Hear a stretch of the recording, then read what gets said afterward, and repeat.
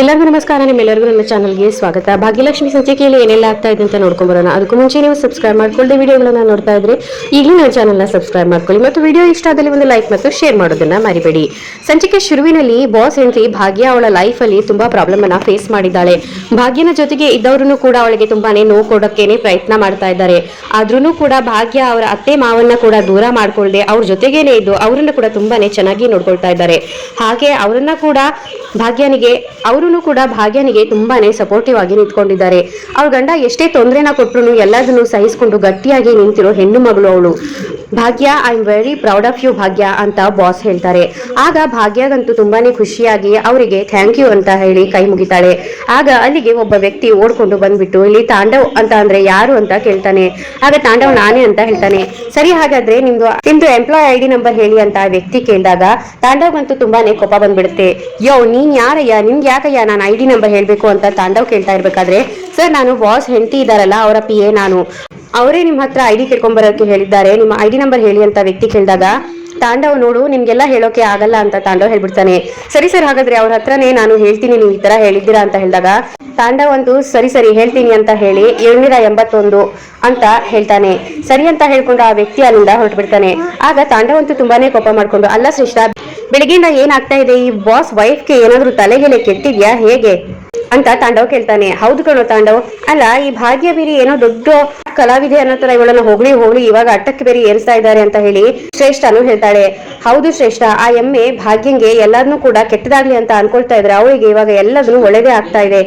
ಇನ್ನ ಈ ಕಣ್ಣಲ್ಲಿ ಏನೇನ್ ನೋಡ್ಬೇಕು ಏನೋ ಎಲ್ಲಾ ನನ್ ಕರ್ಮ ಅಂತ ತಾಂಡವ್ ಹೇಳ್ತಾನೆ. ಆಗ ಅಲ್ಲೇ ನಿಂತ್ಕೊಂಡಿರೋ ಬಾಸ್ ಹೆಂಡತಿ ಕುಸುಮ ಅವರೇ, ನಿಮ್ಮ ಕಣ್ಣಲ್ಲಿ ಭಾಗ್ಯನ್ ಬಗ್ಗೆ ತುಂಬಾ ಹೆಮ್ಮೆ ಕಾಣಿಸ್ತಾ ಇದೆ, ನೀವು ಬಂದ್ಬಿಟ್ಟು ನಿಮ್ ಸೊಸೆ ಬಗ್ಗೆ ಒಂದೆರಡು ಮಾತಾಡಿ ಅಂತ ಹೇಳ್ತಾರೆ. ಅಲ್ಲೇ ನಿಂತ್ಕೊಂಡಿರೋ ಭಾಗ್ಯ, ಇದೆಲ್ಲ ಯಾಕೆ ಮೇಡಮ್, ನಾನೇನು ಮಾಡಿಲ್ಲ, ಸುಮ್ನೆ ನೀವು ನನ್ನನ್ನ ಹೊಗಳ್ತಾ ಇದ್ದೀರಾ ಅಷ್ಟೇ ಅಂತ ಭಾಗ್ಯ ಹೇಳ್ತಾಳೆ. ನೋಡ್ ಭಾಗ್ಯ, ಇವತ್ತು ನೀನು ಇಷ್ಟು ದೊಡ್ಡ ಸಾಧನೆ ಮಾಡಿರೋದಕ್ಕೋಸ್ಕರ ನಾವು ನಿಮ್ಮನ್ನ ಹೊಗಳ್ತಾ ಇರೋದು, ಸುಮ್ನೆ ಹೊಗಳ್ತಾ ಇಲ್ಲ, ನೀನ್ ಇವತ್ತು ಸುಮ್ನೆ ಇರ್ಬೇಕು ಸರಿನಾ ಅಂತ ಅವರು ಹೇಳ್ತಾರೆ. ಆಗ ಕುಸುಮ ಅವರು ಭಾಗ್ಯ ಹತ್ರ ಬಂದ್ಬಿಟ್ಟು, ಹೌದು ಮೇಡಮ್, ನಮ್ ಕಣ್ಣಲ್ಲಿ ಅಷ್ಟೇ ಅಲ್ಲ, ನಮ್ಮ ಮನೆಯವರ ಕಣ್ಣಲ್ಲಿ ಮತ್ತೆ ನಮ್ಮ ಮನೆಯಲ್ಲಿರೋ ಪುಟ್ಟ ಮಕ್ಕಳ ಕಣ್ಣಲ್ಲೂ ಕೂಡ ಭಾಗ್ಯ ಹೆಮ್ಮೆ ತರಿಸುವಂತ ಕೆಲಸ ಮಾಡಿದ್ದಾಳೆ. ಹೌದು ಮೇಡಮ್, ನಾವು ಹೆಮ್ಮೆ ಪಡುವಂತ ಕೆಲಸ ಇವಳು ಮಾಡ್ತಾ ಇದ್ದಾಳೆ. ಯಾವತ್ತೂ ನನ್ಗೆ ಇವಳು ಸೊಸೆ ಅಂತ ಅನ್ಸೇ ಇರ್ಲಿಲ್ಲ, ಇವಳು ನನ್ಗೆ ಮಗಳೇ. ಇರೋನೊಬ್ಬ ಮಗ ನಮ್ಮನ್ನ ಬೀದಿಗೆ ಹಾಕಿದಾಗ ಇವಳು ನಮ್ಮನ್ನ ತುಂಬಾನೇ ಚೆನ್ನಾಗಿ ನೋಡ್ಕೊಂಡಿದ್ದಾಳೆ ಮೇಡಮ್, ನಮ್ಮ ಕಣ್ಣಲ್ಲಿ ಕಣ್ಣಿಟ್ಟು ನೋಡ್ಕೊಂಡಿದ್ದಾಳೆ ಅಂತ ಕುಸುಮ ತುಂಬಾನೇ ಬೇಜಾರಲ್ಲಿ ಹೇಳ್ತಾ ಇರ್ಬೇಕಾದ್ರೆ ಅಲ್ಲಿ ನಿಂತ್ಕೊಂಡವರೆಲ್ಲ ಜೋರಾಗಿ ಕ್ಲಾಪ್ ಮಾಡ್ತಾರೆ. ಆಗ ತಾಂಡವ್ಗಂತೂ ತುಂಬಾನೇ ಮುಜುಗರ ಆಗ್ತಾ ಇರುತ್ತೆ. ಇನ್ನೊಂದ್ ಕಡೆ ಆಫೀಸಲ್ಲಿ ಕಿಶನ್ ತನ್ನ ಚೇಂಬರ್ ಅಲ್ಲಿ ಕೂತ್ಕೊಂಡಿರ್ತಾನೆ. ಆಗ ಪೂಜಾ ಬಂದು ಏನೋ ಒಂದು ಐಟಮ್ ಇಡೋಕೆ ಅಂತ ಬರ್ತಾಳೆ. ಅವಳು ಇಟ್ಬಿಟ್ಟು ಹೋಗ್ತಾ ಇರ್ಬೇಕಾದ್ರೆ, ಏನ್ ಮಚ್ಚಿ ಹಾಗೇನೆ ನೋಡಿದ್ರು ನೋಡದೆ ಇರೋ ತರ ಹೋಗ್ತಾ ಇದ್ಯಾ, ಒಂದ್ ಗುಡ್ ಮಾರ್ನಿಂಗ್ ಹೇಳ್ಬೇಕು ಅಂತ ಬಾಸ್ಗೆ ಅಷ್ಟೊಂದು ಕಾಮನ್ ಸೆನ್ಸ್ ಇಲ್ವಾ ಅಂತ ಕೇಳ್ತಾನೆ.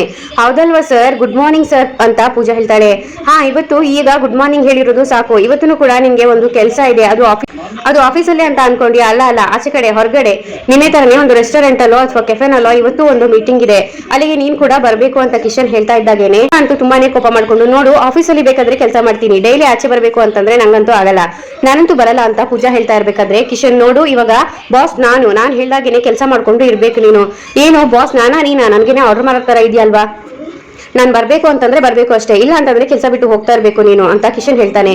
ಸರಿ ಆಯ್ತಪ್ಪ ಆಯ್ತು, ಇವಾಗ ನೀನು ಹೇಳಿದಾಗೆಲ್ಲ ನಾನು ಬರ್ಬೇಕು ಅಷ್ಟೇ ತಾನೇ, ಬಂದ್ಬಿಡ್ತೀನಿ ಅಂತ ಹೇಳಿ ಪೂಜಾ ಹೇಳ್ತಾಳೆ. ಸರಿ ಹಿಂಗೆ ಬಾ ದಾರಿಗೆ, ಮತ್ತೆ ಇವತ್ತು ಈಗ ಯಾರ್ದೆಲ್ಲ ಸ್ಯಾಲ್ರಿ ಪೆಂಡಿಂಗ್ ಇದೆ ಅಂತ ಅದನ್ನೆಲ್ಲ ಒಂದು ಲಿಸ್ಟ್ ಮಾಡಿ ಇಡು, ನಾನು ಇವಾಗ ಸ್ವಲ್ಪ ಆಚೆ ಹೋಗ್ಬಿಟ್ಟು ಬರ್ತೀನಿ ಅಂತ ಕಿಶನ್ ಅಲ್ಲಿಂದ ಎದ್ದು ಹೋಗ್ತಾನೆ. ಆಗ ಪೂಜಾ ಅವನ ಕಾಲಿಗೆ ತನ್ನ ಕಾಲನ್ನ ಅಡ್ಡ ಹಾಕ್ಬಿಟ್ಟು ಅವನ್ನ ಬೀಳಿಸ್ಬಿಡ್ತಾಳೆ. ಆಗ ಅವನು ಅಲ್ಲೇ ಬಾಗಿಲ ಹತ್ರ ಹೋಗ್ಬಿಟ್ಟು ಗೋಡೆಗೆ ಕೈ ತಾಗಿ ಹಾಗೆ ಅಲ್ಲೇ ಕೆಳಗಡೆ ಬಿದ್ದು ಹೋಗ್ಬಿಡ್ತಾನೆ. ಅವನಿಗೆ ತುಂಬಾನೇ ಹರ್ಟ್ ಆಗ್ತಾ ಇರುತ್ತೆ. ಪೂಜಾ ಅಂತೂ ನನ್ನನ್ನು ಎದುರಾಕೊಂಡ್ರೆ ಹಿಂಗೇನೆ ಆಗೋದು ಅಂತ ಪೂಜಾ ಹೇಳ್ತಾ ಇರ್ತಾಳೆ. ಇನ್ನೊಂದ್ ಕಡೆ ತಾಂಡವ್ ಐಡಿ ತಗೊಂಡು ಹೋಗಿರೋ ವ್ಯಕ್ತಿ ಮತ್ತೆ ಪುನಃ ಬಂದ್ಬಿಟ್ಟು ಇಲ್ಲಿ ಶ್ರೇಷ್ಠ ಅಂದ್ರೆ ಯಾರು ಅಂತ ಕೇಳ್ತಾನೆ.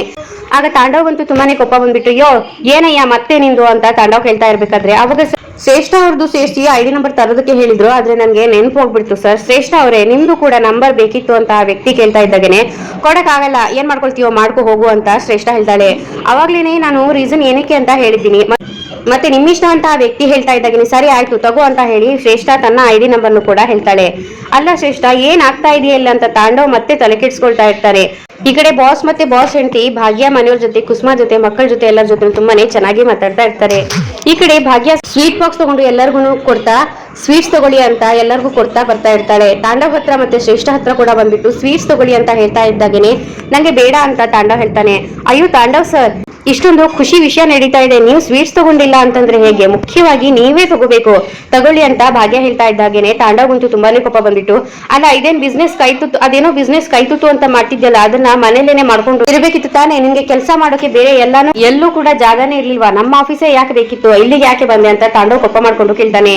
ಅಯ್ಯೋ ತಾಂಡವ್ ಅವರೇ, ಹೀಗಂತಂದ್ರೆ ಹೆಂಗೆ, ಇಲ್ಲೂ ಕೂಡ ನಾನು ಬಿಸ್ನೆಸ್ ಮಾಡೋದಕ್ಕೇನೆ ಬಂದಿರೋದು, ಅದು ಅಲ್ಲದೆ ನಾನು ಯಾವತ್ತೂ ನಾನು ಇಲ್ಲಿಗೆ ಬರ್ಬೇಕಾಗಿತ್ತು, ನಿಮ್ ಬಾಸ್ ಇದಾರಲ್ಲ ಅವರು ಯಾವತ್ತೂ ನನ್ನನ್ನ ಇಲ್ಲಿಗೆ ಬಾ ಅಂತ ಕರೆದಿದ್ರು, ಆದ್ರೆ ಹಲವಾರು ಕಾರಣಗಳಿಂದ ನನಗೆ ಇಲ್ಲಿಗೆ ಬರೋಕೆ ಆಗಿರ್ಲಿಲ್ಲ, ಅದಕ್ಕೆ ಇವತ್ತು ಕಾಲ ಕೂಡ್ ಬಂದಿದೆ, ನಾನು ಇವಾಗ ಇಲ್ಲಿಗೆ ಬಿಸ್ನೆಸ್ ಮಾಡೋಕೆ ಅಂತಾನೆ ಬಂದಿದ್ದೀನಿ. ಯಾಕೆ ತಾಂಡವರೇ, ನಿಮ್ಗೆ ಇಷ್ಟ ಆಗ್ತಾ ಇಲ್ವಾ?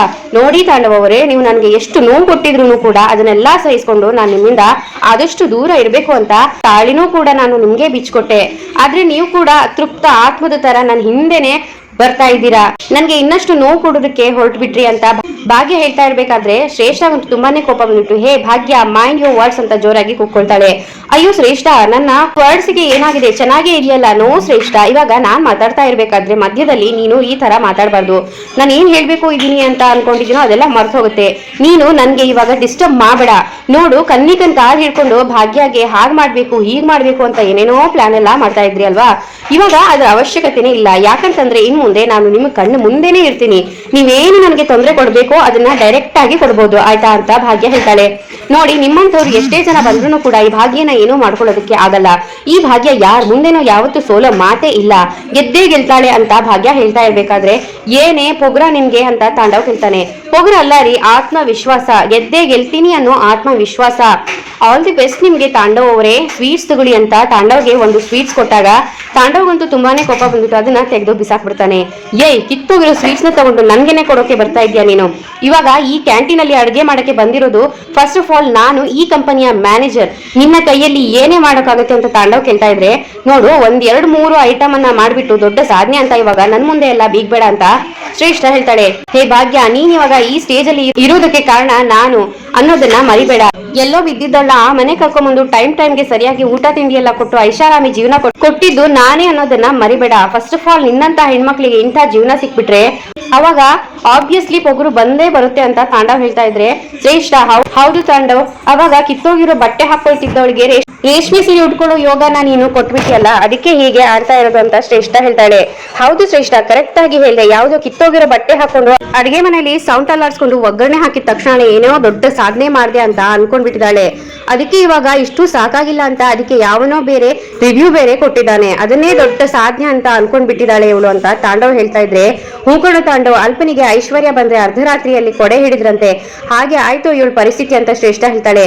ಹ್ಞೂ ಶ್ರೇಷ್ಠ, ಇಂಥವ್ರಿಗೆಲ್ಲ ಕೆಲಸ ಕೊಟ್ರೆ ಕಥೆ ಮುಗೀತು, ಅಡ್ಗೆ ಮನೆಯಲ್ಲಿ ಸೌಂಡ್ ಅಲ್ಲಾಡ್ಸ್ಕೊಂಡು ಅಡ್ಗೆ ಮನೆ ಕೆಲಸ ಮಾಡೋದನ್ನ ಬಿಟ್ಬಿಟ್ಟು ಇವಾಗ ಇಂಥ ಜವಾಬ್ದಾರಿ ಎಲ್ಲ ಕೊಟ್ಟಿದ್ರೆ ಕೆಲಸ ಎಲ್ಲ ಕೆಟ್ಟೋಯ್ತು, ಬಾ ಶ್ರೇಷ್ಠ ನಾವ್ ಇಲ್ಲಿಂದ ಹೋಗೋಣ ಅಂತ ಹೇಳ್ಕೊಂಡು ಶ್ರೇಷ್ಠನ ಕರ್ಕೊಂಡು ತಾಂಡವ್ ಅಲ್ಲಿಂದ ಹೊರಟು ಬಿಡ್ತಾನೆ. ಭಾಗ್ಯನ್ ಮನೆಯವ್ರಿಗೆಲ್ಲ ತುಂಬಾ ಬೇಜಾರಾಗ್ತಾ ಇದ್ರೆ ಆಗ ID ನಂಬರ್ ತಗೊಂಡು ಹೋಗ್ತಾ ಇರೋ ವ್ಯಕ್ತಿ ಅಲ್ಲಿಗೆ ಬರ್ತಾನೆ. ಆಗ ಬಾಸ್ ಹೆಂಡತಿ ಅವನಿಗೆ ಕನಸನ್ನೇ ಮಾಡ್ತಾರೆ. ಆಗ ಕುಸುಮ ಅವರು, ಮೇಡಮ್, ನಮ್ಮ ಭಾಗ್ಯನಿಗೆ ತುಂಬಾ ಒಳ್ಳೆ ಅವಕಾಶ ಕೊಟ್ಟಿದ್ದೀರಾ, ತುಂಬಾನೇ ದೊಡ್ಡ ಉಪಕಾರ ಮಾಡಿದೀರಾ, ತುಂಬಾನೇ ಥ್ಯಾಂಕ್ಸ್ ಮೇಡಮ್ ಅಂತ ಕುಸುಮ ಕೈ ಮುಗಿತಾ ಇದ್ರೆ, ಅಯ್ಯೋ ಇದರಲ್ಲಿ ನಂದೇನಿದೆ, ಭಾಗ್ಯನಿಗೆ ತುಂಬಾನೇ ಟ್ಯಾಲೆಂಟ್ ಇತ್ತು, ಹಾಗಾಗಿ ಅವರು ಅದನ್ನ ಯೂಸ್ ಮಾಡ್ಕೊಳ್ತಾ ಇದ್ದಾರೆ ಅಷ್ಟೇ ಅಂತ ಅವರು ಹೇಳ್ತಾರೆ. ಆಗ ಧರ್ಮ ಅವರು ಕೂಡ, ಮೇಡಮ್, ಭಾಗ್ಯ ಇಷ್ಟು ದಿನ ತುಂಬಾನೇ ಕಷ್ಟಪಟ್ಟಿದ್ದಾಳೆ, ಇನ್ನಾದ್ರೂ ಕೂಡ ಆ ಮಗು ಜೀವನದಲ್ಲಿ ಸುಖ ಕಾಣಲಿ ಅನ್ನೋದು ನಮ್ಮ ಆಸೆ ಅಂತ ಧರ್ಮ ಹೇಳ್ತಾರೆ. ಆಗ ನೋಡಿ, ಇದ್ರ ಬಗ್ಗೆ ನೀವೇನನ್ನೂ ಕೂಡ ಯೋಚನೆ ಮಾಡಬೇಡಿ, ಭಾಗ್ಯ ಇನ್ ಮುಂದೆ ತುಂಬಾನೇ ಚೆನ್ನಾಗಿರ್ತಾಳೆ, ಅವಳ ಸಪೋರ್ಟ್ಗೆ ನಾವೆಲ್ಲರೂ ಕೂಡ ಇರ್ತೀವಿ ಅಂತ ಬಾಸ್ ಹೇಳ್ತಾರೆ. ಆಗ ಕುಸುಮ ಅವರು, ಸರಿ ಹಾಗಾದ್ರೆ ನಾವಿನ್ನು ಹೊರಡ್ತೀವಿ ಮೇಡಮ್ ಅಂತ ಕುಸುಮ ಹೇಳ್ಬೇಕಾದ್ರೆ, ಅಯ್ಯೋ ಇವಾಗ್ಲೇ ನೀವು ಹೊರಡೋ ಮಾತಾ, ಇವಾಗ ಹೊರಡ್ಬಿಟ್ರೆ ಹೇಗೆ, ಇನ್ನೂ ಒಂದು ದೊಡ್ಡ ಸರ್ಪ್ರೈಸ್ ಇದೆ, ಭಾಗ್ಯಗೆ ಈಗ ಅನ್ಯಾಯ ಮಾಡಿದವರಿಗೆ ನಾವು ದೊಡ್ಡ ಸರ್ಪ್ರೈಸ್ ಕೊಡೋದು ಬೇಡವಾ, ಅವರಿಗೊಂದು ಸರ್ಪ್ರೈಸ್ ಇದೆ ಅಂತ ಬಾಸ್ ಹೇಳ್ತಾರೆ. ಆಗ ಮನೆಯವ್ರಿಗೆಲ್ಲ ತುಂಬಾನೇ ಶಾಕ್ ಆಗುತ್ತೆ. ಇನ್ನೊಂದ್ ಕಡೆ ಕಿಶನ್ ಬಿದ್ದು ಎದ್ದೋಳೋದಕ್ಕೆ ಆಗದೆ ಒದ್ದಾಡ್ತಾ ಇರ್ತಾನೆ. ಆಗ ಅಲ್ಲಿಗೆ ಒಂದು ಹುಡುಗ ಬಂದ್ಬಿಟ್ಟು, ಏನಾಯ್ತು ಸರ್ ಅಂತ ಕೇಳ್ತಾನೆ. ಎತ್ತು ನನ್ನ ಅಂತ ಅವನು ಹೇಳ್ತಾ ಇರ್ಬೇಕಾದ್ರೆ ಎತ್ತಿಬಿಟ್ಟು ಹಾಗೆ ಚೇರ್ ಮೇಲೆ ತಂದು ಕೂರಿಸ್ತಾನೆ. ಆಗ ಕಿಶನ್ ಕೈ ನೋಡ್ತಾನೆ, ಅದರಲ್ಲಿ ಅವನಿಗೆ ಗಾಯ ಆಗಿರುತ್ತೆ. ಆಗ ಪೂಜಾ ಬಂತು ತುಂಬಾನೇ ಬೇಜಾರಾಗ್ಬಿಟ್ಟು, ನಾನು ಸ್ವಲ್ಪ ಅವನನ್ನು ತಳ್ಳೋದಕ್ಕೆ ಹೋಗ್ಬಿಟ್ಟೆ, ಅವನಿಗೆ ಜಾಸ್ತಿನೇ ಏಟ್ ಆಗಿದೆ ಅನ್ಸುತ್ತೆ, ಇವಾಗ ಗಾಯ ಬೇರೆ ಆಗಿದೆ, ನಾನೇ ಸ್ವಲ್ಪ ಓವರ್ ಆಗಿ ಆಡಿದೆ ಅಂತ ಪೂಜಾ ಬೇಜಾರ್ ಮಾಡ್ಕೊಳ್ತಾಳೆ. ಇನ್ನೊಂದ್ ಕಡೆ ತಾಂಡವ್ ಮತ್ತೆ ಶ್ರೇಷ್ಠ ತುಂಬಾನೇ ಕೋಪ ಮಾಡ್ಕೊಂಡಿರ್ತಾರೆ.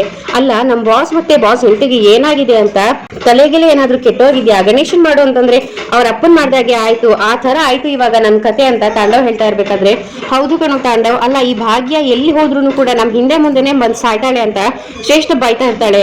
ಆಗ ಐಡಿ ನಂಬರ್ ತಗೊಂಡು ಹೋಗಿರೋ ವ್ಯಕ್ತಿ ಅವರಿಬ್ಬರು ಮುಂದೆ ಬರ್ತಾನೆ. ಐಡಿ ನಂಬರ್ ಎಲ್ಲ ಕೊಟ್ಟಾಯ್ತಲ್ಲ, ಮತ್ ಯಾಕೋ ಇಲ್ಲಿ ಬಂದಿದ್ಯಾ ತೋಲ್ಗು ಅಂತ ತಾಂಡವ್ ಹೇಳ್ತಾನೆ. ಸರ್ ನಾನ್ ಇವಾಗ ತೊಲಗ್ಬೇಕು ಅಂತಂದ್ರೆ ನೀವು ನನ್ ಜೊತೆಗೆ ಬರ್ಬೇಕು ಅಂತ ಆ ವ್ಯಕ್ತಿ ಕರೀತಾನೆ. ನಾನ್ ನಿಮ್ ಜೊತೆಗೆ ಬರ್ಬೇಕಾ, ಎಲ್ಲಿಗೆ ಅಂತ ಶ್ರೇಷ್ಠ ಕೇಳ್ತಾಳೆ. ಅದು ಬಾಸ್ ಕರಿತಾ ಇದ್ದಾರೆ ಬನ್ನಿ ಅಂತ ವ್ಯಕ್ತಿ ಕರೀತಾನೆ. ಏನು ಬಾಸ್ ಕರಿತಾ ಇದ್ದಾರಾ, ಯಾಕೆ ಅಂತ ತಾಂಡವ್ ಕೇಳ್ತಾನೆ. ಸರ್ ಬಾಸ್ ಅವರು, ನಾನಲ್ಲ, ಅವ್ರು ಯಾಕೆ ಕರಿತಾ ಇದ್ದಾರೆ ಅಂತ ನನ್ಗೆ ಹೇಗ್ ಗೊತ್ತಾಗ್ಬೇಕು, ಅದೇ ನೀವು ಮಾತ್ರ ಬರ್ಬೇಕಂತೆ ಅಂತ ಹೇಳ್ಕೊಂಡು ಆ ವ್ಯಕ್ತಿ ಅಲ್ಲಿಂದ ಹೋಗ್ತಾನೆ. ಮತ್ತೆ ವಾಪಸ್ ಬಂದ್ಬಿಟ್ಟು, ಆದ್ರೂ ಸರ್ ಇವತ್ತು ನಿಮ್ ದಿನ ಇದೆ ಅಲ್ವಾ, ಇವತ್ತು ನಿಮ್ಮ ಲೈಫ್ ಅಲ್ಲಿ ಬೆಸ್ಟ್ ದಿನ ಆಗುತ್ತೆ, ಈ ದಿನಾನ ನೀವು ಯಾವತ್ತೂ ಕೂಡ ಮರೆಯೋಕ್ಕೆ ಸಾಧ್ಯನೇ ಇಲ್ಲ ಅಂತ ವ್ಯಕ್ತಿ ಹೇಳ್ಕೊಂಡು ಅಲ್ಲಿಂದ ಹೊರಟೋಗ್ತಾನೆ. ಈ ಕಡೆ ತಾಂಡವ್ ಮತ್ತೆ ಶ್ರೇಷ್ಠಗಂತೂ ತುಂಬಾನೇ ಶಾಕ್ ಆಗ್ತಾ ಇರುತ್ತೆ. ಇನ್ನೊಂದ್ ಕಡೆ ಆ ವ್ಯಕ್ತಿ ಬಾಸ್ ಹೆಂಡತಿ ಹತ್ರ ಬಂದು ನಿಂತ್ಕೊಂಡಿರ್ತಾನೆ. ಎಲ್ಲಿ ಅವರು ಅಂತ ಕೇಳಿದಾಗ ಬರ್ತಾ ಇದಾರೆ ಮೇಡಮ್ ಅಂತ ಹೇಳ್ತಾನೆ.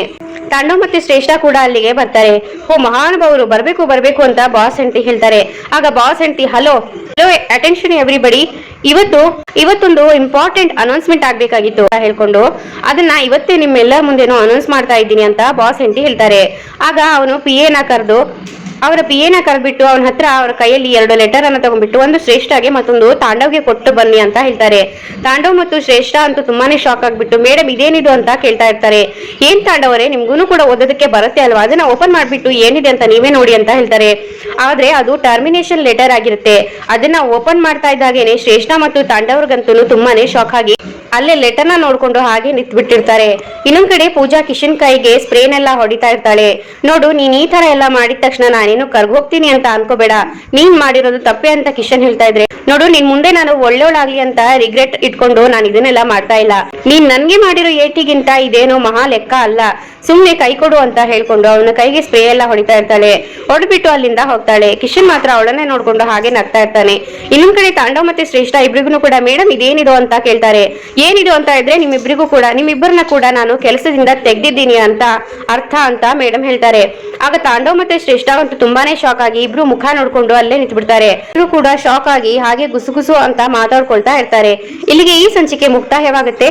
ನಿಮ್ಗೆ ನನ್ನ ಈ ವಿಡಿಯೋ ಇಷ್ಟ ಆಗಿದೆ ಅನ್ಕೊಳ್ತೀನಿ. ಹಾಗಿದ್ರೆ ವಿಡಿಯೋನ ಲೈಕ್ ಮತ್ತು ಶೇರ್, ಸಬ್ಸ್ಕ್ರೈಬ್ ಮಾಡೋದನ್ನ ಮರಿಬೇಡಿ. ಮತ್ತೊಂದು ವಿಡಿಯೋದೊಂದಿಗೆ ಮತ್ತೆ ಸಿಗ್ತೀನಿ. ಅಲ್ಲಿವರೆಗೂ ನಗ್ತಾ ಇರಿ. ಶುಭ ದಿನ. ಧನ್ಯವಾದಗಳು.